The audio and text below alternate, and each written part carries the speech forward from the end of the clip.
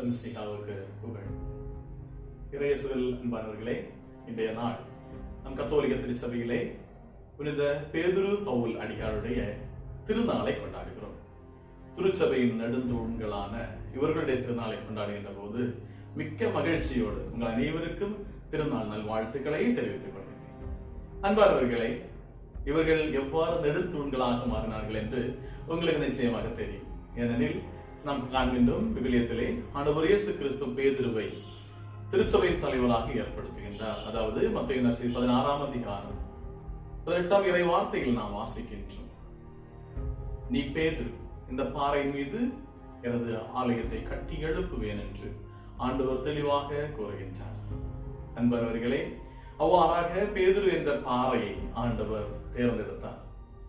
அடுத்ததாக ஆண்டவர் இயேசு கிறிஸ்துவனுடைய மறையை, அதாவது கிறிஸ்தவத்தை பின்பற்றின அனைவரையும் கொன்றொடுக்கிக் கொண்டு யூதன் தான் உண்மையான விசுவாசம், அதற்காக தனது வாழ்வையை சமர்ப்பித்த சவுலை தேர்ந்தெடுத்துக் கொண்டு அவரை பிற இனத்தாருக்கு போதிப்பதற்காக தேர்ந்தெடுக்கின்றார் ஆண்டவர். அவ்வாறாக யூதர்களுக்கு பேதுருவும் பிற இனத்தாருக்கு பவுலும் நற்செய்தியை பறைசாற்றி இன்று திருச்சபை உருவாகி இவ்வாறு பறந்து விரிந்திருக்கின்ற திருச்சபைக்கு காரணமாக வித்திட்டவர்களாக அடித்தளமாக அமைந்தவர்கள் இந்த பேதுரு பவுல். அதனால் தான் அவர்கள் திருச்சபையின் நெடுந்தூண்களாக அறியப்படுகின்றார்கள்.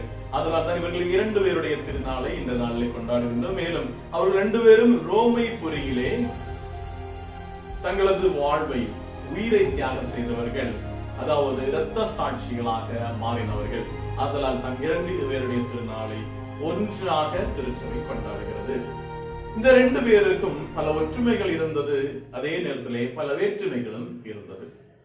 அவருடைய ஒற்றுமை என்ன என்றால், அவர்கள் ஆண்டவர் இயேசு கிறிஸ்துவை முழுவதுமாக பற்றி பிடித்திருந்தார்கள். அவர்கள் இயேசுவுக்காக உயிரை தியாகம் செய்தார்கள். அவர்கள் இயேசுவை போதித்தார்கள். இது அவர்களுடைய ஒற்றுமையாக இருக்கின்றது.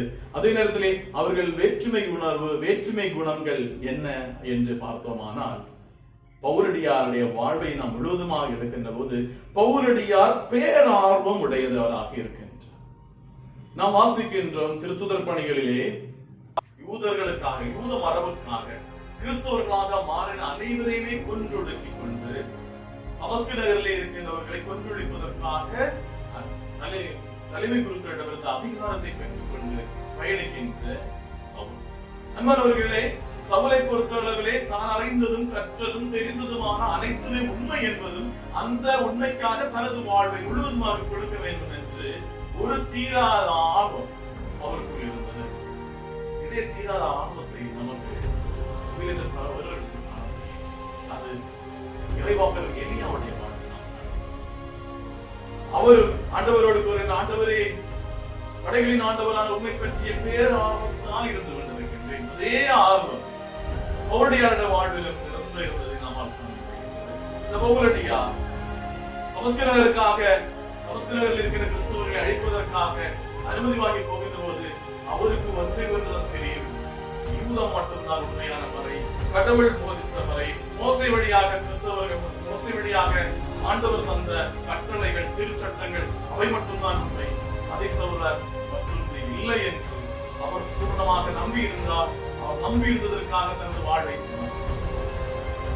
அடுத்த கட்டமாக அவர் கிறிஸ்துவை காண்கின்றார். நாம் வாசிக்கின்றோம் திருத்துதர் பணிகள் 9ஆம் அதிகாரத்திலே ஆண்டவர் இயேசு கிறிஸ்து அவருக்கு தன்னை காட்சி கொடுக்கின்றார். அவர் ஒளியின் வடிவத்திலே அவருக்கு கொடுக்கின்றார்.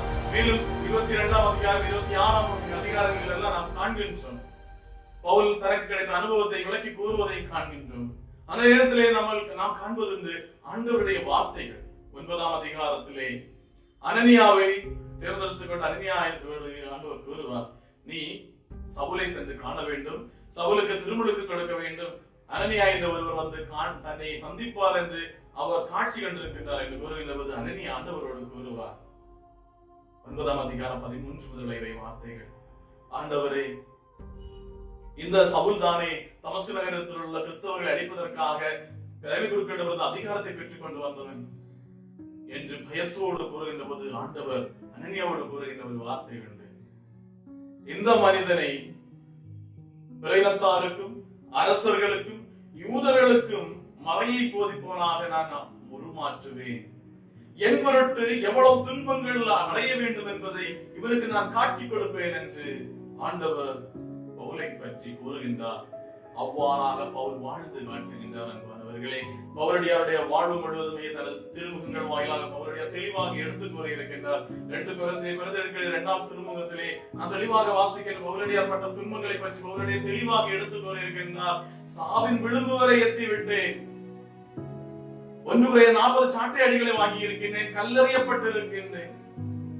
ஆனாலும் பவுலடியார் கூறுகின்ற ஒரு வார்த்தை உண்டு. ரோமேயருக்கு எழுதிய திருமுகம் 8ஆம் அதிகாரம் 35ஆம் இறை வார்த்தையில், கடவுளுடைய அன்பிலிருந்து என்னை பிரிக்கக்கூடியது எது?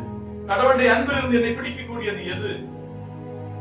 பவுலடியார் தெளிவாக புரிந்திருந்தார். நான் கற்றது, நான் அறிந்தது, புரிந்தது, அதனுடைய முழுமை கிறிஸ்துவில் நிறைவேறி இருக்கின்றது. கிறிஸ்துவன் தான் உண்மை என்பதை ஏற்றெடுக்கின்றார். கிறிஸ்துவை போதிக்கின்றார். கிறிஸ்துவுக்காக இறுதியில் சாட்சியாக மாறுகின்றார். ரோமை மாநகரிலே தலைவெட்டப்பட்டு அவர் இறக்கின்ற போது அவர் கிறிஸ்துவுக்கு சாட்சியாக தனது உயிரையே கிறிஸ்துவுக்காக, தான் கற்றதற்காக, தான் அறிந்ததற்காக, தான் அறிந்த உண்மைக்காக தனது உயிரை தியாகம் செய்தார். இரண்டாவதாக பேதுருவை பார்க்கின்ற போது, பேதுரு ஆண்டவருக்கு மிகவும் பிரியமானவராக உருவாக்குகிறார். தெரியுமா? பேதுரு மீன்பிடிப்பவராக இருந்தார். அவரிருந்து ஆண்டவர் பேதுருவை அழைக்கின்றார். ஆண்டவருடைய அழைப்பை ஏற்று வருகின்ற பேதுருவோடு பொதுவாக சீடர்களுடைய மத்தியிலே இருந்து ஆண்டவர் கேட்பார். 16ஆம் அதிகாரத்தில் நாம் வாசிக்கின்ற ஒன்று, மானிட மகனை பற்றி மக்கள் என்ன கூறுகின்றார்? அப்போது 16ஆம் அதிகாரம் 16ஆம் இறை வார்த்தையிலே சீமோன் பேதுரு கூறுகின்ற வார்த்தைகள் உண்டு, நீர் மெசியா, வாழும் கடவுளின் மகன் என்று கடவுளுடைய வெளிப்படுத்தல் வழியாக இவ்வாறு கூறினார் என்று இயேசுவை சார்ந்து வருகின்றார். அவ்வாறாக கடவுளுடைய வெளிப்படுத்தல்கள் கிடைத்த ஒரு மனிதர், அவ்வாறாக இயேசுவை ஆண்டவர் என்று முழக்கமிட்ட அதே சீமோன் பேதுரு தொடர்ந்து வருகின்ற வார்த்தைகளை நாம் வாசிக்கின்ற போது நாம் காண்போம், இயேசு தனது சாவை முதன்முறையாக அறிவிக்கின்றார். அந்த நேரத்திலே ஆண்டவரை தனியாக மாற்றி நிறுத்திக் கொண்டு பேதுரு கூறுகின்ற வார்த்தைகள், ஆண்டவரே இது உமக்கு நடக்கக்கூடாது, இது உமக்கு வேண்டாம் ஆண்டவரே என்று பேதுரு ஆண்டவரோடு கூறுகின்றார். ஆண்டவர் அப்போது சாத்தான் என்று அழைக்கின்றார். நண்பர்களே, புரிய வேண்டியது, மெசியா என்ற வெளிப்படுத்தல் கிட்டிய மனிதன் அதே நேரத்திலே தவறுகளை, தவறான புரிதலுக்கு பின்னும் போகின்ற ஒரு மனிதராக இருக்கின்றார். தொடர்ந்து பல இடங்களில் நாம் காண்போம்.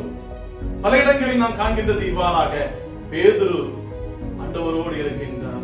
ஆண்டவரை முழுவதுமாக அறிகின்றார். கடை குறிப்பாக 12 திருத்தூதர்களை ஆண்டவர் தேர்ந்தெடுத்தார் என்றாலும் அதிலிருந்து 3 பேரை தனிப்பட்ட விதத்திலே தேர்ந்தெடுத்தார். அதில் ஒருவர் பேதுரு என்பது நமக்கு தெரியும். பல இடங்களில் ஜெபிப்பதற்காக போகின்ற போது பேதுரு, யாக்கோபு, யோவான் என்பவர்களை தவிர மற்றவர்களை ஆண்டவர் கூட்டி செல்லவில்லை.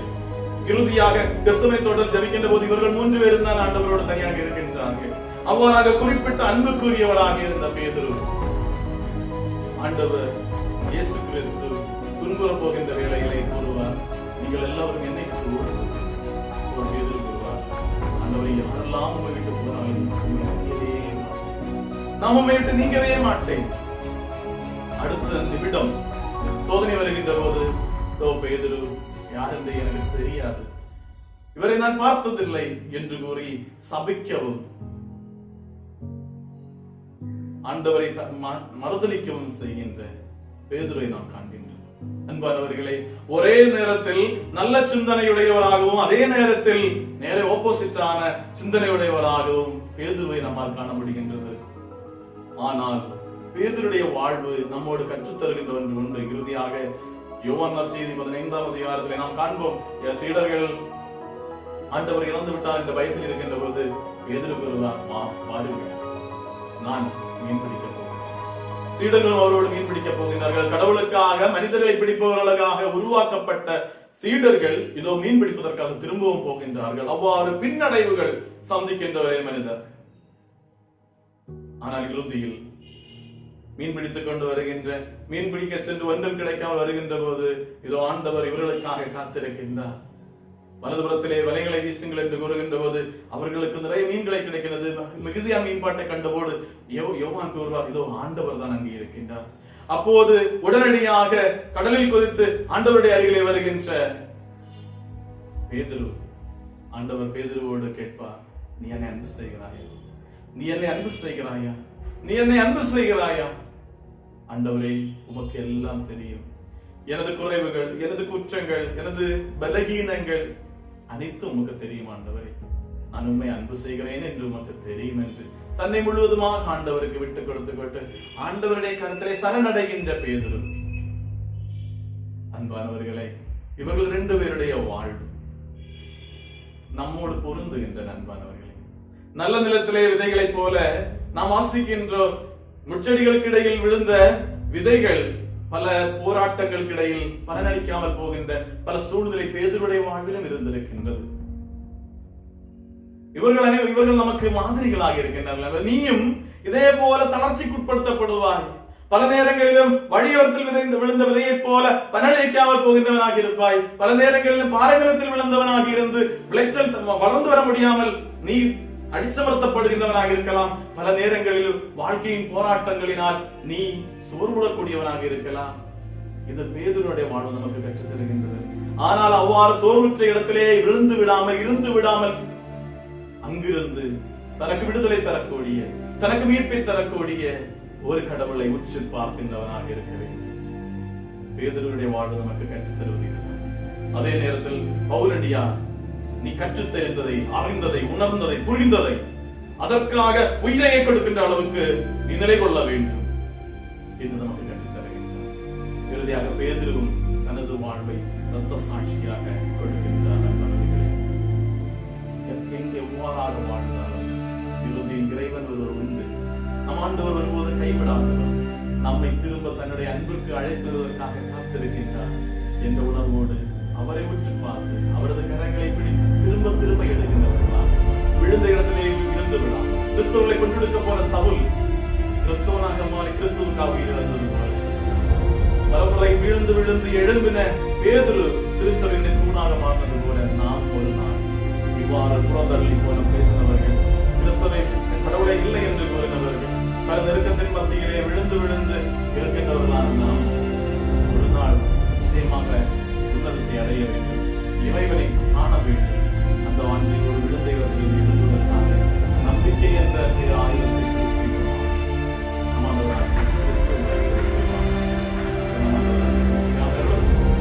கடவுளை நம்பும் இருக்கிறார் இப்பொழுதும் எப்பொழுதும் என்று